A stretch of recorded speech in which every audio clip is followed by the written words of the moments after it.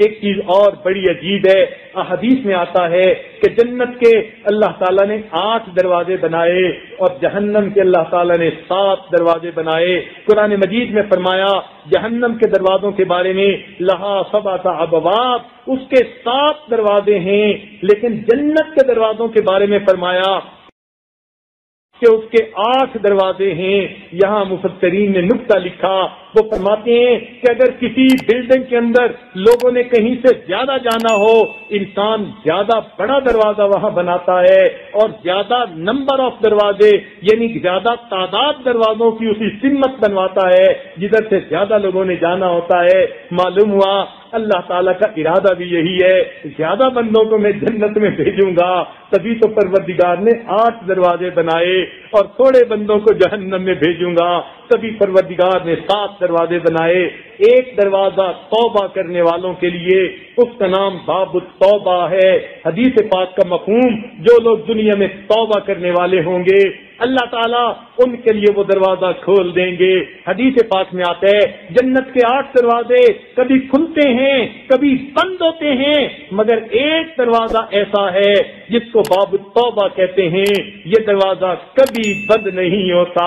ہمیشہ کھلا رہتا ہے۔ معلوم نہیں کس وقت میرا کوئی بندہ اپنے گناہوں پہ نادم اور شرمندہ ہو کر توبہ کر لے اور یہ نہ ہو کہ پروردگار کا دروازہ بند پائے۔ اللہ نے دروازہ مستقل کھول ہی دیا، لہذا یہ دروازہ آج کی رات بھی کھلا ہے۔ ہم اللہ تعالیٰ کے حضور اپنے گناہوں سے سچی توبہ کر لیں۔ سیدنا آدم علیہ السلام نے اپنی بھول کا اقرار کر لیا تھا، پروردگار نے ان کی توبہ کو فوراً قبول فرما لیا تھا۔ ہم انہی کی اولاد ہیں، ہم سے بھی خطائیں ہوئیں، مگر آج ہم اگر اپنے گناہوں سے سچی توبہ کر لیں گے پروردگار ہم پر مہربانی فرمائیں گے اور ہمارے گناہوں کو معاف فرما دیں گے۔ اب ذرا ایک بات توجہ طلب ہے، غور سے سنیے گا، بلکہ دل کے کانوں سے سنیے گا۔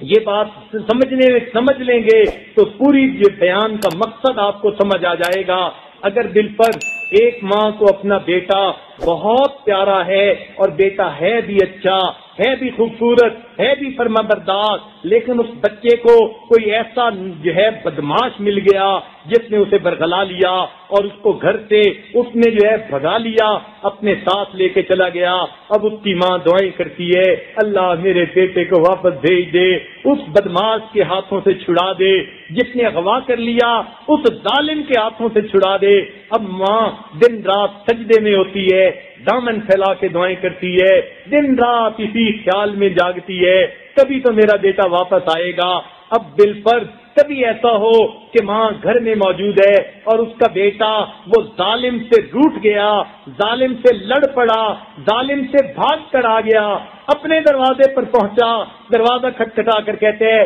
امی دروازہ کھول کے مجھے اندر آنے دیں، ایسا نہ ہو کہ وہ بدماش آ کے پھر مجھے پکڑ لے۔ سوچئے ماں کتنا جلدی دروازہ کھولے گی اور اپنے بیٹے کو سینے سے لگا لے گی۔ اس مثال کو ذہن میں رکھیے، شیطان کی مثال بدماش کی مانند ہے، گنہگار بندے کی مثال اس بیٹے کی مانند ہے، اور ماں سے 70 گنا زیادہ پروردگار کو بندے سے پیار ہے۔ اب اگر پروردگار کے بندے کو مردود دشمن شیطان نے ورغلا لیا اور مالک کے در سے بھگا کے لے گیا، پروردگار کی رحمت چاہتی ہے میرا بندہ میرے در سے واپس آ جائے، اس لیے تو فرماتے ہیں یا ایھا الانسان ما غرک بربک الکریم، او انسان تجھے تیرے کریم پروردگار سے کس نے دھوکے میں ڈال دیا۔ جیسے ماں کہتی ہے بیٹے ماں کو چھوڑ کے کیوں چلا گیا، میں تجھے کتنا پیار کرتی تھی۔ جب پروردگار فرماتے ہیں کہ لوٹ کے آ جاؤ میرے گھر کی طرف، اب فرض کرو وہ بندہ رمضان مبارک کی 27 رات میں شیطان مردود سے بچ کر اپنے رب کے دروازے پر پہنچ گیا اور یہاں آ کر وہ توبہ کرتا ہے، رب کا دروازہ کھٹکھٹاتا ہے، پروردگار دروازے کو کھول لیجئے، اب تک شیطان نے مجھے بہکائے رکھا، آج میں نے اس سے جو ہے دوستی توڑ لی، میں نے نفرت کا اظہار کیا، میرے مالک دروازہ کھول کے مجھے گھر داخل کر لیجئے، کہیں شیطان دوبارہ نہ بہکا دے۔ سوچئے تو صحیح پروردگار کتنا جلدی دروازہ کھولیں گے اور